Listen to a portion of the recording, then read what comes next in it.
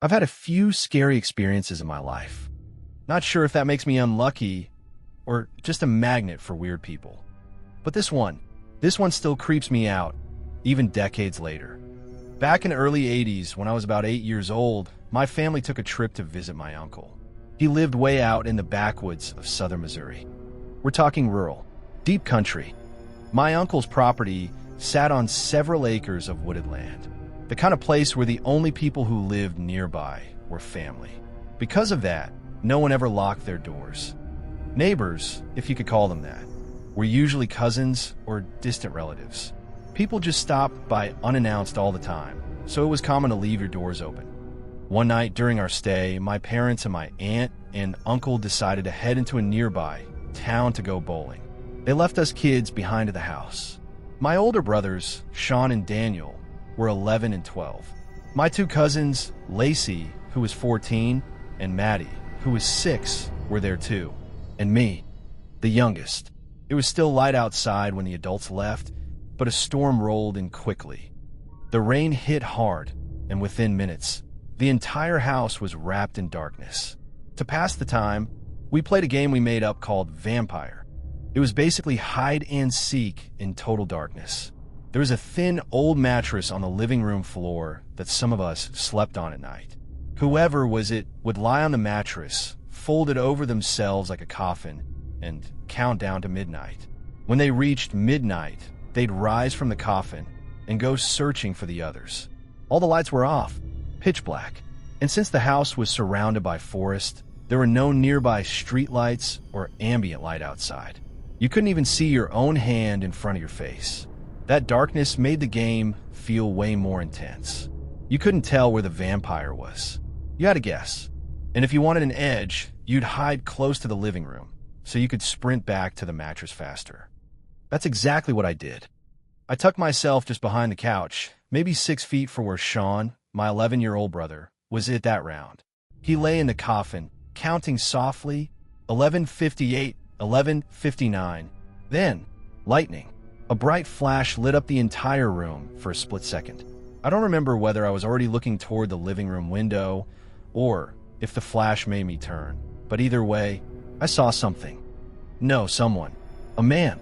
His face was pressed against the window, his hands cupped around his eyes like he was trying to get a better look inside. He had scruffy facial hair, a heavy-set build, dirty jacket, and a face that screamed trouble. Every hair on my body stood on end. For a moment, I tried to convince myself that I hadn't actually seen it. But then Sean, still lying on the mattress, spoke in a low, serious whisper. "If anyone's hiding in here, stay completely still." I could barely speak, but I managed to croak out, "I'm here." Another flash of lightning. The man was still there, but this time, he wasn't peeking through the glass. He was looking at the front door. Sean and I made eye contact, and we both knew he was going to try the door. The man outside was only about 5 feet from it. Sean was the same distance, but a couch separated him from the door. Without hesitation, he leapt over it like a pro linebacker and slammed the deadbolt shut just as the man reached the handle. Then, click, Sean flipped on the porch light, then the hallway light, then the kitchen. Suddenly, the house wasn't dark anymore, and the stranger outside, he knew we were awake. I was too terrified to even panic. I remember relying completely on Sean to tell me what to do to protect me. "Go lock the other doors," he told me, calm but firm. He shouted for everyone else to come out, told them to lock the windows. What happened next is kind of blur. I remember locking the side door. Then I went to the sliding glass door in the back of the house. We've talked about that moment over the years. Some family members say we saw the man at the back door too. I wasn't sure if I had, until I recently talked to Sean again. He remembers it clearly. He said that as I was locking the side door, he saw the man circle around the house, heading toward the back. The side and back doors were just around the corner from each other. I was closest, so I hurried to the glass door, locked it, and that's when I saw him. Standing there, just on the other side of the glass, watching me. I stood frozen. Then I heard Sean's voice, still calm but urgent. "Close the curtain. Listen to me. Okay, close the curtain." So I did. I closed it slowly, carefully, then I collapsed to the floor, heart pounding in my ears. We tried to call the police, but the phone wouldn't work. My uncle had one of those old party lines. It was the only time in my life I'd even heard of one. In rural areas, some phone lines were shared between multiple households. It had different rings for each home, but anyone could pick up and hear someone else's call. Ours was dead, whether it was the storm or some neighbor leaving the receiver off the hook. We couldn't get through. We even tried the CB radio in my uncle's room. He was a hunter and always had it nearby, but we got no response. Unfortunately, my older cousin had gone out of town for a hunting trip, and he took all the rifles with him. The only thing left on the rack was a BB gun. It looked real, but it wasn't. Sean grabbed it anyway and handed me the phone, told me to keep trying. He put Daniel on CB duty. Then he positioned himself at the little square window by the front door, gun in hand. Maybe 30 minutes passed. Then Sean said, "He's back. He's coming up the driveway." We all froze. But Sean didn't. He opened the front door, stepped out onto the porch, pointed the BB gun, and yelled, "Get out of here, right now." And then, out of the darkness, we heard another voice. "You know that's just a BB gun, right?" It was Kyle, our cousin who lived down the road. He had shown up at the perfect moment. Kyle was about 15 at the time, but to us, in that moment, he might as well have been Superman. He seemed skeptical of our story at first, thought maybe we were pulling a prank on him, but he stayed with us until the adults got home. I honestly don't remember if we ever even told our parents what happened. There were no police reports, no investigation, just the rest of our trip, and a vampire game we never played quite the same way again. I talked to Sean about it recently. He doesn't use social media, but I wanted to check my memory. He remembered it almost exactly the same way. He even confirmed that the man was at the back door, watching me just after I locked it. We also remember one more thing. Right before Kyle showed up, maybe just minutes before, we saw the man again. Out in the front yard. The house had a long gravel driveway and a wide lawn. Off to the side, there was a patch of grass where Kyle and some cousins kept cars they were fixing up. Very backwoods Missouri. The man was trying to get into one of the old cars, one that belonged to Kyle. But when he couldn't get it started, he walked into the woods beside the house, and we never saw him again. I live in the Pacific Northwest, a region full of towering trees, endless fog, and a beautiful stretch of wild campsites tucked along rivers and forest roads. One of my favorite places to escape to wasn't an official campsite. It was just a narrow pull-off on a forest road that curved beside a quiet river. To me, it was perfect. My name is Marissa Trent, and in my early 20s, I had this habit of taking solo camping trips to clear my head. I drove a beat-up gray Toyota Camry, and it became my escape pod whenever life felt too loud. I was moody, I'll admit that, but those trips were my therapy. Alone on the riverbank, just me, the cold air, and the sound of rushing water. It helped. My parents weren't huge fans of me camping alone, especially as a young woman. But I was stubborn, and being alone gave me peace that nothing else could. The last time I ever went to that particular spot, I was 21. I just had a painful closure talk with someone who had broken my heart months before. It hit me harder than I expected, so I decided I needed a few days away from everything. No signal, no people, just space. I packed up my things and made the 3-hour drive deep into the forest. It was a weekday, which usually meant I'd have the place all to myself. But when I got there, I saw a turquoise Chevy truck and a silver sedan parked near the river. I parked farther back, far enough that I had some distance, and got out to start unloading my gear. 2 men were standing near the Chevy. They looked to be in their late 20s or early 30s. As I passed, they greeted me. I gave a short hey and kept moving. One of them, shorter and stockier, suddenly rushed toward a boulder by the path. There were pistols sitting on it. Later, I learned they were just air pistols.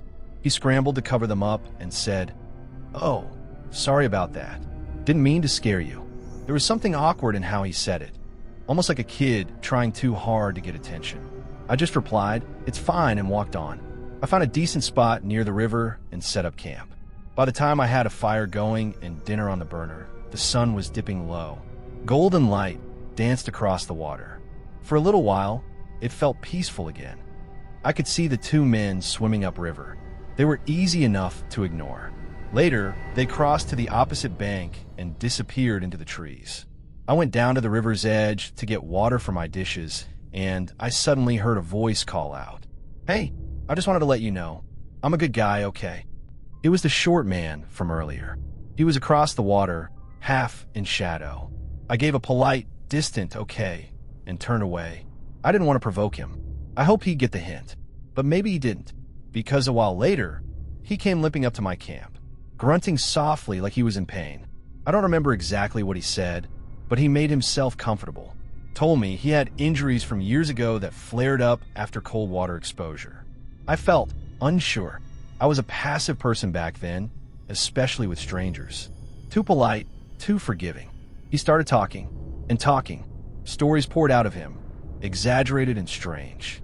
He told me about falling from a height during a welding job, how a steel rebar went through his hand, and how he freed himself in some epic escape.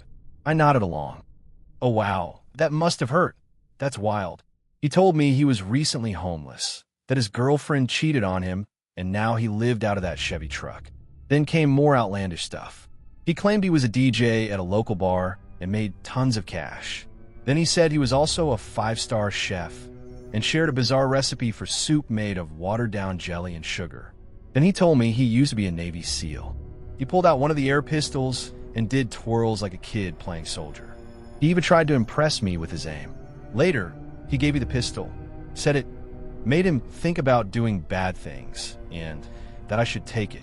I accepted it out of politeness and fear, because by then, something deep in my gut was screaming. Something's wrong.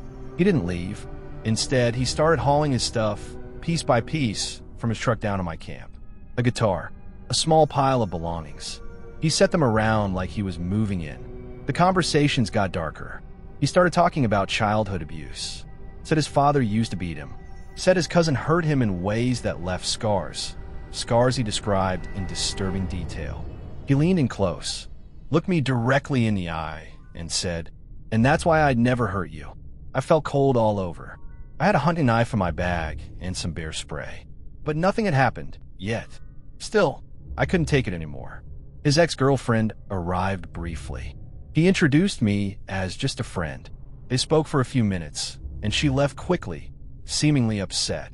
When she was gone, I said I was going to bed. He nodded and said he needed alone time too. I zipped myself into my tent, tried to breathe, tried to collect myself. When I returned from a quick bathroom break, I found a cheap ring placed on my pillow. My stomach dropped. He must have snuck in while I was gone.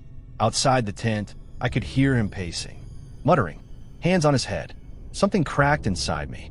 I had to leave. Now, I started packing everything fast. He asked what I was doing. I lied and said I had to go. Since I was car camping, I had to make multiple trips. On one trip up the path, he stood in the middle, blocking me, complaining my flashlight was blinding him. I stepped around him and kept going, knife in one hand, keys in the other. He didn't follow, not yet. On another trip, he emerged from the shadows near his truck. He was crying. "But I didn't do anything wrong," he said. I ignored him, grabbed the last of my gear, and booked it. I left a whole cord of wood behind. Not worth the risk.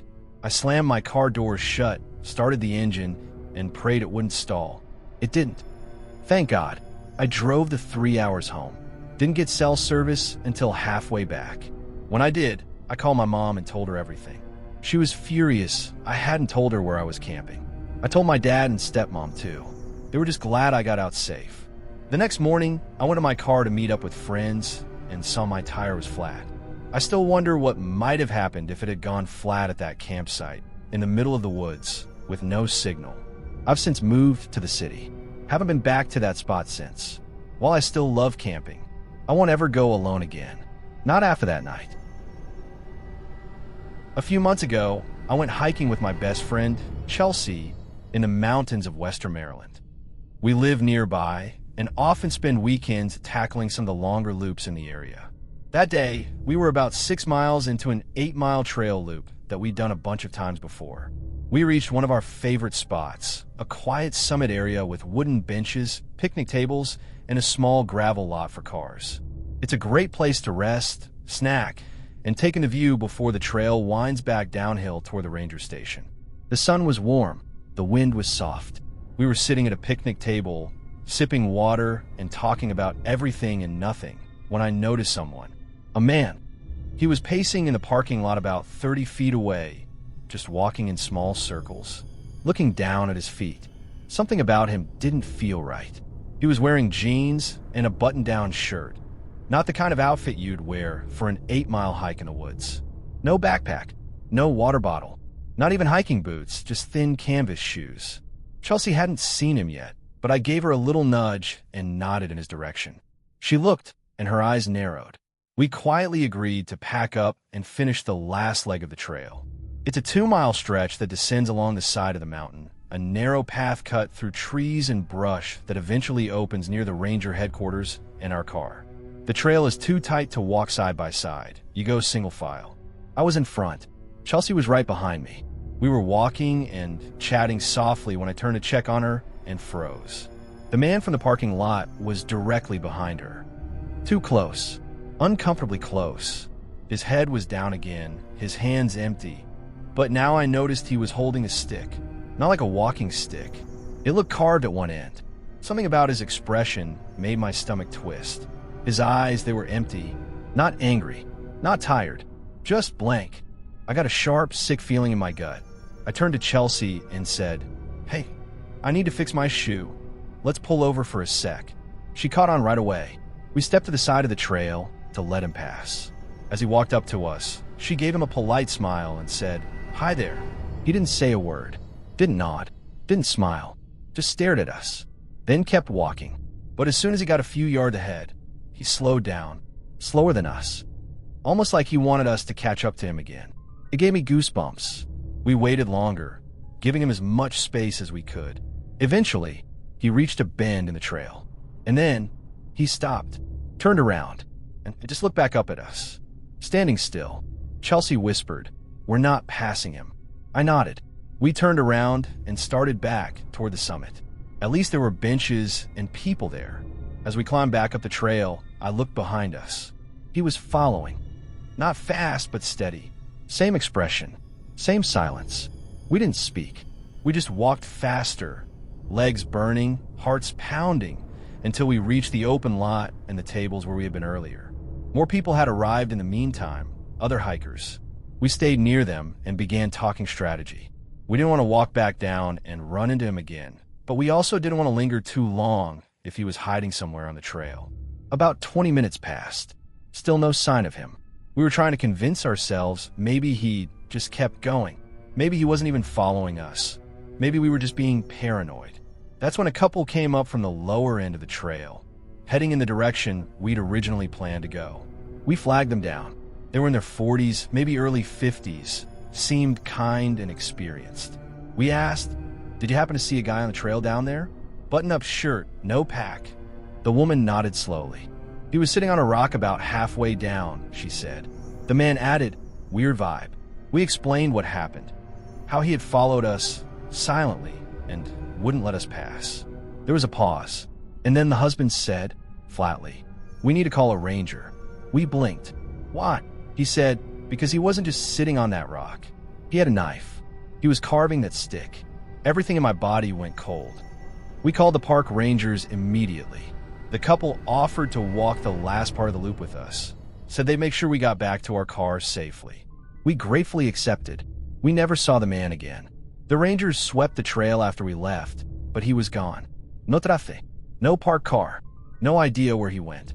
And I still think about that sometimes. How he followed us, how he had a knife, how he just disappeared. So, to the silent man on the trail with the dead stare and the carved stick, let's never meet again.